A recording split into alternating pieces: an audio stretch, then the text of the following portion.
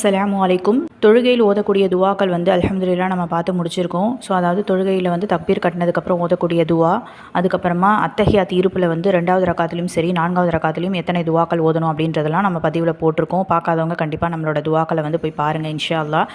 நீங்களும் பார்த்து மற்றவங்களுக்கும் ஷேர் பண்ணுங்கள். ஸோ இன்றைக்கி பதிவு என்ன அப்படின்னு பார்த்தீங்கன்னா, தொழுது முடிச்சதுக்கப்புறம் என்ன துவா ஓதணும் அப்படின்ற பதிவு தான். அஸ்தக்ஃபிருல்லா அஸ்தக்ஃபிருல்லா அஸ்தக்ஃபிருல்லா. ஸோ அஸ்தக்ஃபிருல்லா அப்படின்றத 3 தடவை நம்ம வந்து ஓதுறோம். அதுக்கப்புறம் அல்லாஹும்ம அன்தஸ் சலாமு வ மின்கஸ் சலாமு தபாரக்த யாதல் ஜலாலி வல்லிக்ராம். இதனுடைய பொருள் என்ன அப்படின்னு பார்த்தீங்கன்னா, அல்லாஹ்விடம் மன்னிப்பு தேடுகிறேன், அல்லாஹ்விடம் மன்னிப்பு தேடுகிறேன், அல்லாஹ்விடம் மன்னிப்பு தேடுகிறேன். யா அல்லாஹ், நீ ஈடேற்றம் அளிப்பவன், உன்னிடம் இருந்து ஈடேற்றம் உண்டாகிறது. கண்ணியமும் மாண்பும் உடையவனே, நீயே அருட்பேருடையவன். இதில் ஓதக்கூடிய 3 துவாக்கள் இருக்குது. இதில் ஒரு துவா வந்து இன்றைக்கி நம்ம பதிவு போட்டிருக்கோம். அடுத்த பதிவில் அடுத்த துவாவை பார்ப்போம். மற்றவங்களுக்கும் ஷேர் பண்ணுங்கள். அஸ்ஸலாமு அலைக்கும்.